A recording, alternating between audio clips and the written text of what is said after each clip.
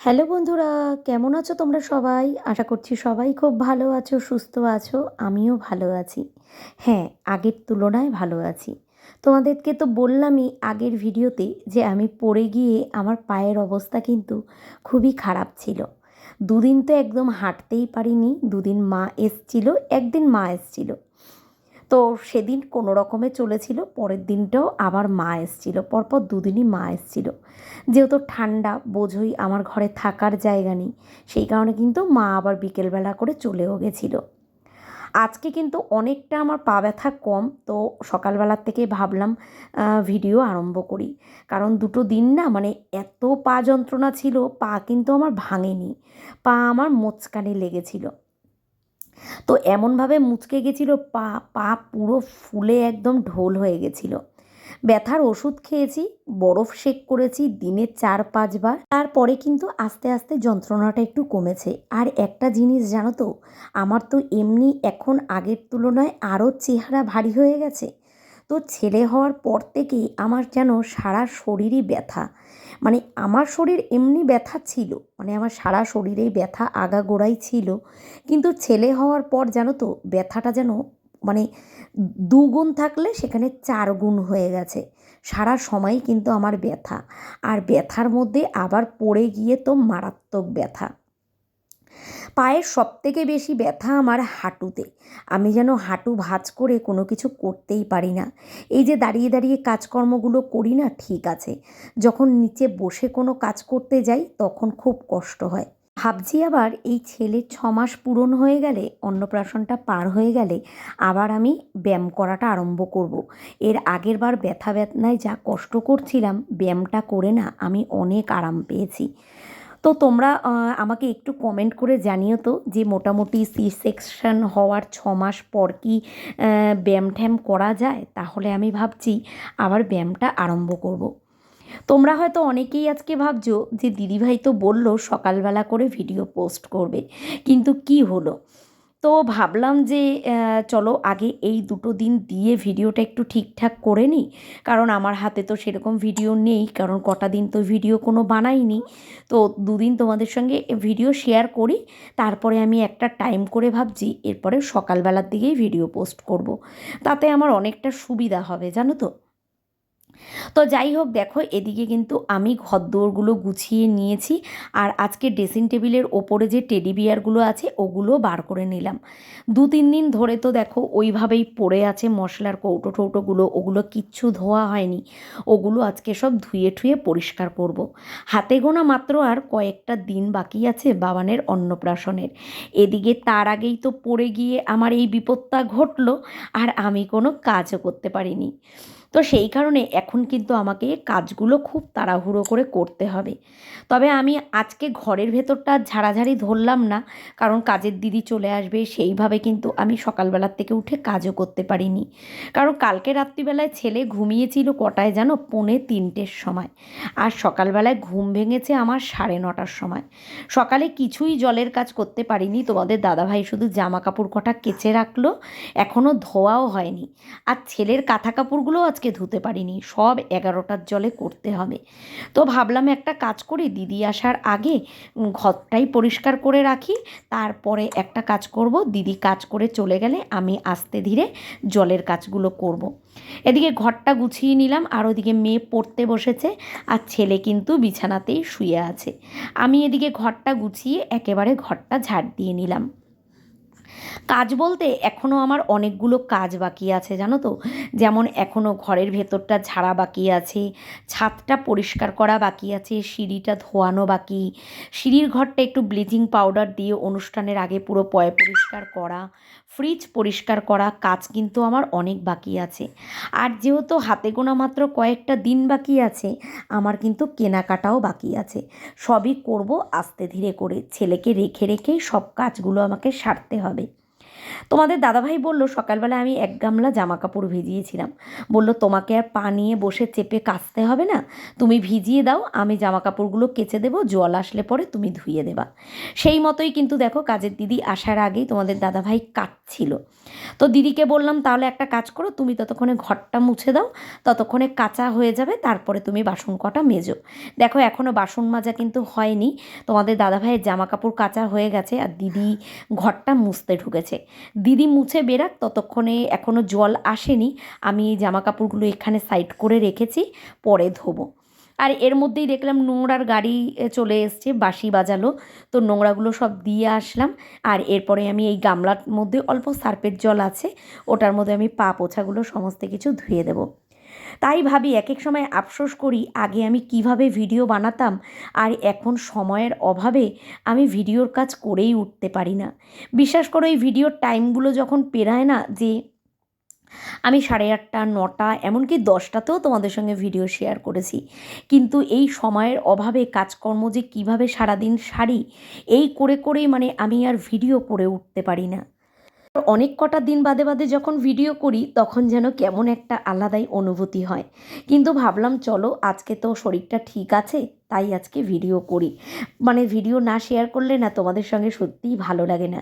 এই যে ছেলের অন্নপ্রাশন আছে, মানে মোটামুটি আমার সাধ্য মতো আমি কত কী করতে পারবো না পারবো জানি না। দেখো মনে আশা তো অনেক কিছুই আছে, কিন্তু কতটা পূরণ করতে পারবো সেটা জানি না। তো যতটাই করতে পারবো তোমাদের সঙ্গে শেয়ার করব, ঠিক আছে? হয়তো সময় মতো হবে না, কিন্তু আগে পরে হলেও তোমাদের সঙ্গে শেয়ার করব।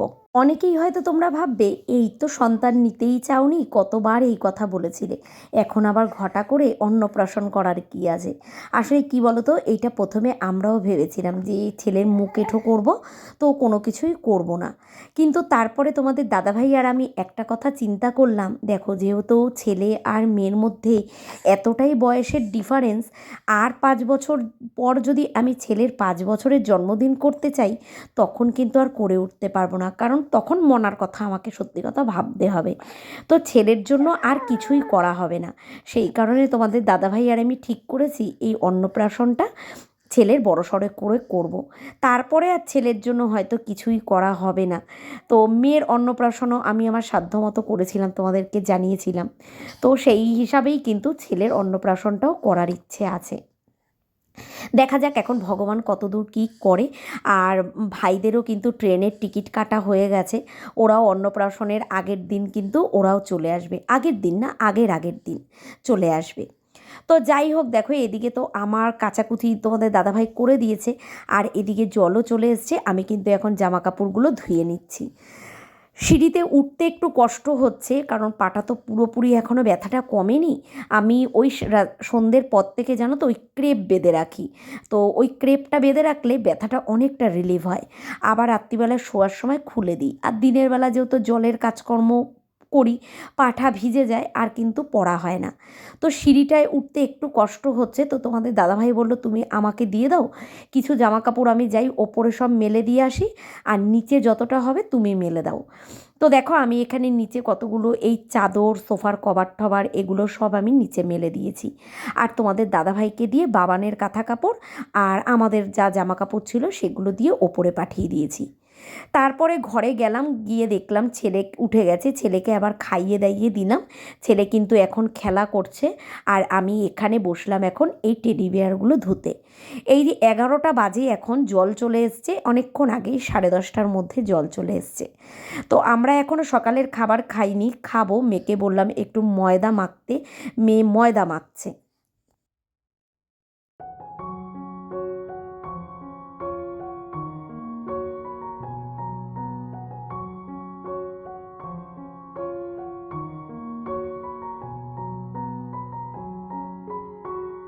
আগে এই সমস্ত কাজগুলো না খুব অনায়াসে করে ফেলতে পারতাম জানো তো, কিন্তু এখন একটা বিছানার চাদর ধুতে গেলেও মনে হয় সেই শরীরে জোরটা পাই না। আর এই টেডি বিয়ারগুলো জলে দেওয়ার পর এত ভারী হয়ে যায়।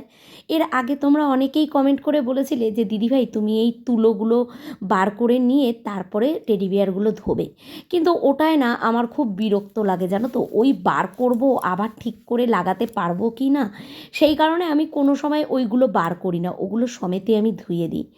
আর এত মাস পরে পরিষ্কার করছি তো বিশ্বাস করবে না, এত নোংরা হয়েছে জিনিসগুলো তোমাদেরকে বলে বোঝাতে পারবো না। সব কিছু ধুয়ে ঠুয়ে টেডি বিয়ারগুলো যা ফুল ঠুল ছিল ওগুলো সব ধুয়ে দিলাম। মাঝখানে কিন্তু অনেকটা গ্যাপে গ্যাপে এই ভিডিওটা করা, কারণ দেখো এখন বাচ্চা ছোট থাকলে একভাবে বসে তো আর কোনো কাজ করা যায় না।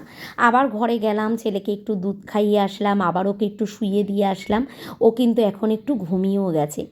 এই ফাঁকে আমি আবার চলে এসেছি যে কলে জল থাকতে থাকতেই একটা কাজ করি, এই কৌটোগুলো যা আছে সেগুলো ধুই।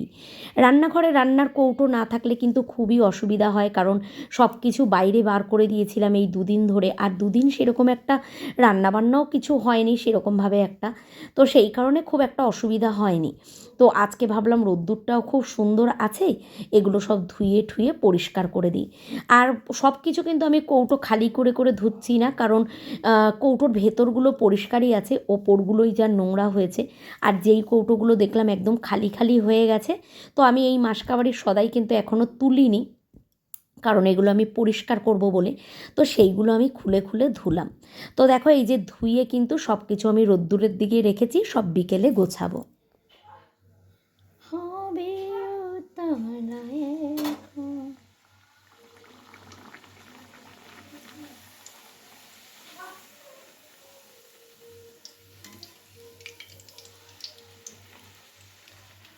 লুচিগুলো বেশ সুন্দর ফুলেছে। লুচিগুলো না, সবে একটা দিলাম, তো ময়দা মাখা দেখেই বোঝা যাচ্ছে যে লুচিগুলো খুব সুন্দর হবে। মনা মেখেছে, মনাও একদম আমার মতো ময়দা মাখে, আসলে শিখিয়ে দিয়েছি তো ওইভাবেই ও ময়দা মাখে। গরম জল করে তারপরে যা ময়ম লাগে সব দিয়ে সুন্দর ময়দা মাখে, মাখাটা এত সুন্দর হয়েছে। তো দেখো কত সুন্দর হচ্ছে লুচিগুলো। আর নিমকি ভাজার মতো লুচি হলে না একদম ভালো লাগে না খেতে। তো এই লুচি কটা এখন ভাজবো, ওদিকে দিদি তো কাজ করে চলে গেছে, ছেলে উঠে গেছে, 12টা বেজে গেছে, ছেলে উঠে গেছে। এখন আর ছেলেকে নিয়ে বসবো না, আমি আর মেয়ে দুজনে খাবো। ভেবেছিলাম অল্প তেল দিয়ে পরোটা, তারপরে মেয়ে বললো না আমার লুচি করো, তো সেই কারণে ও নিজে ময়দা মেখে বাকি আছে, ওটা ধোবো। তা ভাবলাম যে আগে খাবারটা করি, 12টা বাজে, ছেলেও উঠে গেছে, এরপরে আমরা খেয়ে দে তারপরে ছেলেকে নিয়ে তেল মাখাতে বসাবো। ঠিক আছে, চলো এগুলো ভেজে নিই। সব লুচি ভাজা হয়ে গেছে, মোটামুটি এই 3-4টে মতো লুচি ফোলে নিই। আর লুচি কিন্তু সবসময় এরকম একটু সাদা সাদা ভাজাই ভালো লাগে, আমরা বেশি ভাজি না জানো তো, লুচি একটু সাদা সাদা থাকলে খেতে খুব ভালো লাগে। তো মেয়ে ওদিকে বেড়ে নিয়েছে চিকেনটা, কদিন ধরে তোমাদের সঙ্গে কোনো ভিডিও শেয়ার করিনি তো, তাই কালকেও কিছু দেখানো হয়নি। তো যাই হোক, এখানে চিকেন একটু কোলে নিতে হবে, ওকে একটু কোলে নিয়ে তারপরে আমরা খেয়ে দিয়ে ওকে স্নান করতে বসাবো। দেখতে দেখতে ছেলে আজ কত বড় হয়ে গেল। এই যে দেখো কটা দিন পরেই ওর অন্নপ্রাশন হবে। আর জানো তো সময়ের সাথে সাথে ও এত দুষ্টু হচ্ছে তোমাদেরকে বলে বোঝাতে পারবো না। ছোটোবেলায় যতটাই শান্ত ছিল আর যত বড় হচ্ছে তত কিন্তু ও দুষ্টু হচ্ছে।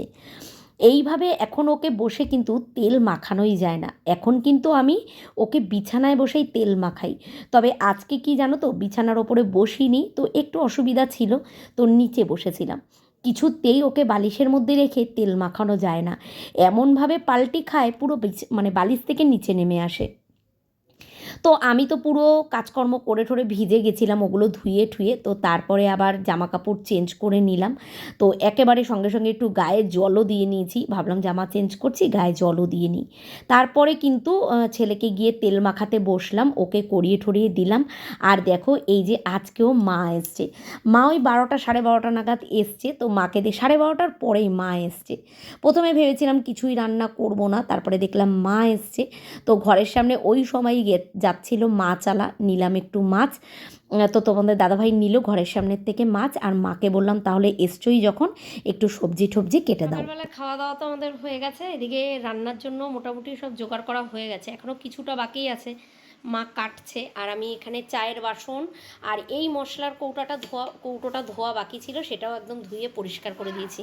হ্যাঁ হ্যাঁ আসছি।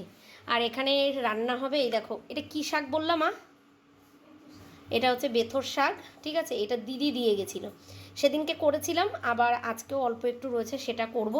আর এখানে অল্প একটু পেঁয়াজকলি, একটু বেগুন, একটা সিম আর একটু আলু দিয়ে এখানে কাটা হয়েছে, সব একটু একটু ছিল, সবজি কিছু নেই, তো সেই কারণে একটু একটু সব রকম মিলিয়ে এটা রেডি করা হয়েছে। তোমাদের দাদাভাই কাজে বেরিয়েছে, তো এনে দিয়ে গেছিলো সকালবেলা ভোলা মাছ।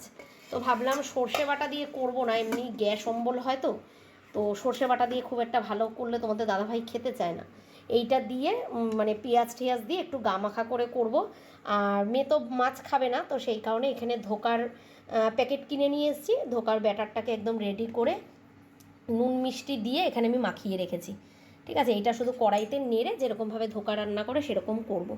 আর এদিকে এখন বসিয়ে দেবো ভাতটা, চাল ধুয়ে নিয়ে এসেছি। আর এখানে হচ্ছে মেয়ের গরম জল বসানো। আজকে সকালবেলার থেকে মেঘলা মেঘলা ওয়েদার করছিল, তো মেয়েকে বললাম আর কম্বল টম্বল বেশিক্ষণ রাখার দরকার নেই, তো সব কিছু তুলে নিয়ে এসছে। তুলে একদম কম্বল টম্বল জায়গা মতো ভাঁজ হয়ে গেছে। আর এই দেখো তোমাদের কালকে বলেছিলাম না যে গাছটা জানলার ওপরে রাখবো, এই যে জানলার ওপরেই গাছটা রেখেছি। বেশি ভালো লাগছে, এখানে সকালবেলাটা রোদ পড়ে, বেশ ভালো, গাছটা সুন্দর হবে। তো গাছের ওপরে একটুখানি স্প্রে করতে হবে পাতাগুলো। আর এই বড় টবটা এখনও বসাইনি, বসাবো, কারণ আমার পাটার তো অবস্থা খারাপ, ছাদ থেকে আমি মাটি নিয়ে নামতে পারবো না।